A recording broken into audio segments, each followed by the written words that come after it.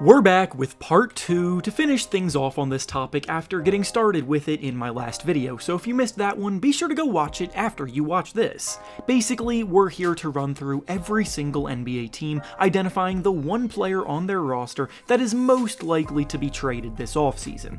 Obviously, some teams are better than others, but no team is perfect or without weakness, and trades are one of the best ways to go about addressing those weaknesses and improving their squads for the new year, and this summer, I definitely anticipate a lot of movement coming.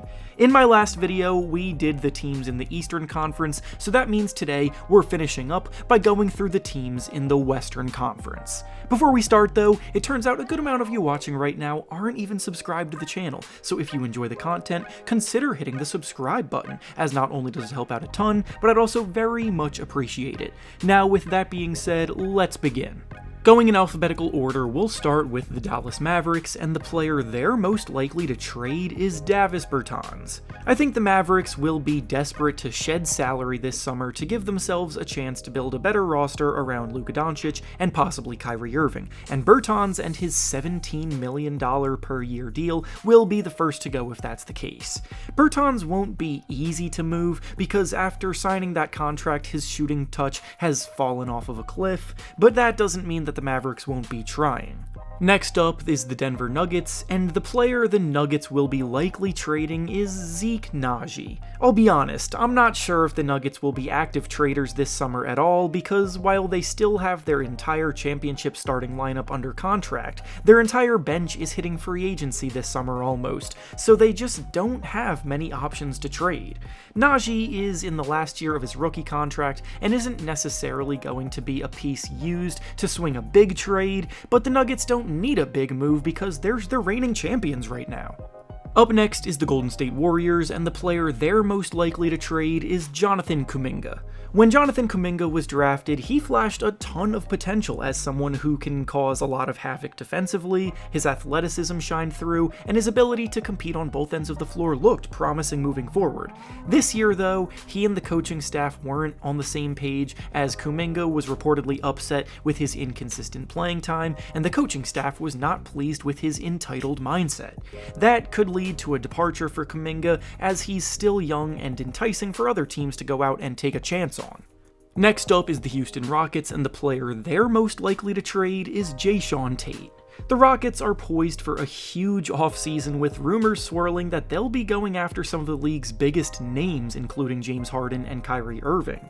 That's in free agency though, so regarding trades, Tate, he's the odd man out in their crowded front court, lacking the necessary floor spacing, but his defensive ability is still valuable, so they shouldn't have an issue getting another team to take him off of their hands. Up next is the Los Angeles Clippers, and the player they'll most likely be trading is Robert Covington. Covington, at his best, was a defensive stalwart and one of the best 3-and-D guys in the league, but last year he fell pretty much completely out of the Clippers' rotation. The Clippers have one of the biggest payrolls in the league going into next season, and Covington is being paid $12 million in each of the next 2 years, so in order to make their cap situation better, he seems like an obvious choice to hit the trade block. Next up is the Los Angeles Lakers, and despite my best efforts to try to pick someone out, they legitimately do not have a representative for this list. This is not an exaggeration. The only 3 players that have guaranteed contracts on the Lakers for next season right now are LeBron James, Anthony Davis, and Max Christie. Everyone else either seems primed to get waived, have their options declined, or hit free agency, so it's hard to make a trade working with that. Next up is the Memphis Grizzlies, and the player they're most likely to trade is Ziaire Williams. Williams was their lottery pick 2 years ago, but with how fast they've been able to turn themselves into a contender, they no longer have the time to wait on his development as they are ready to prioritize winning. Williams has intriguing athletic tools to hone in on, but has a long way to go before being an effective offensive player, so he could be included in a trade package that lands them a potential Dillon Brooks replacement. Up next is the Minnesota Timberwolves, and the player they're most likely to trade is Karl-Anthony Towns. The Timberwolves went out and traded for Rudy Gobert last summer, and it didn't have nearly the level of impact on their success as they thought it would. He and Towns do not fit next to each other in the lineup, and with Anthony Edwards ready to take the reins of the franchise, Towns may have to be moved for the team to salvage their future. Towns is still one of the best big men in the league, so the Wolves can absolutely get a solid haul for him, and to maybe get back some of the draft capital that they lost in the Gobert trade, plus a few players that fit better into their lineup. That would be the ideal scenario. Next up is the New Orleans Pelicans, and the player they're most likely to trade this offseason is Zion Williamson. Zion is one of the hottest names on the rumor mill right now, as apparently the Pelicans are getting impatient dealing with his constant injuries and setbacks, holding him out of games. I've seen reports saying the Pelicans would move him if they could land a top pick in the draft or another star in return, so this will be a very interesting storyline to watch play out over the next few weeks. Up next is the Oklahoma City Thunder, and the player they're most likely to trade is Kenrich Williams. The Thunder and their young core took a huge step forward this season, making the play-in tournament, and with even more draft picks on the way, they're going to have to make some trades for no other reason than freeing up some roster spots above all else. Kenrich Williams is a very versatile forward who can defend multiple positions, move well off the ball, and knock down threes, and he's the kind of guy I could see contenders calling about to try to acquire.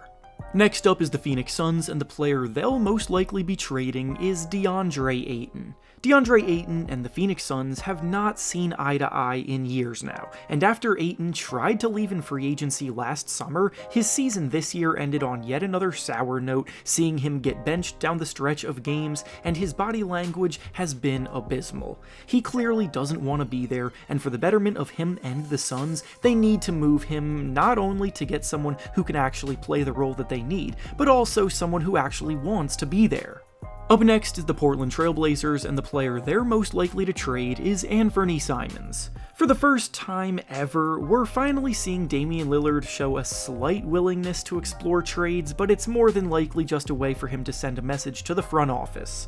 They need to swing for the fences this summer to get Lillard a co-star, and Anthony Simons will be the player included in any trade offer that they can concoct.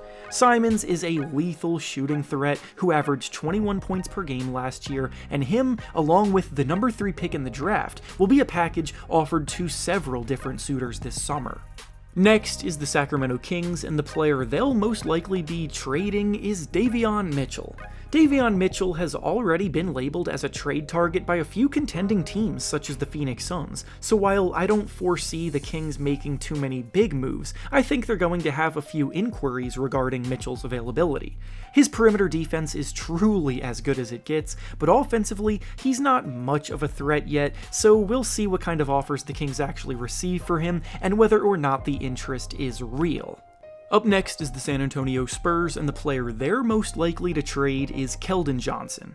Johnson just had a bit of a breakout year this season, but the Spurs have shown that they're not afraid to trade away some of their more productive players if it means they can get the better value in the long run, as we just saw last summer when they traded away DeJounte Murray after having a career year as well. Being able to draft Victor Wembanyama has seemingly made their front office motivated to get aggressive this offseason, and Johnson is a solid piece to start a trade offer with.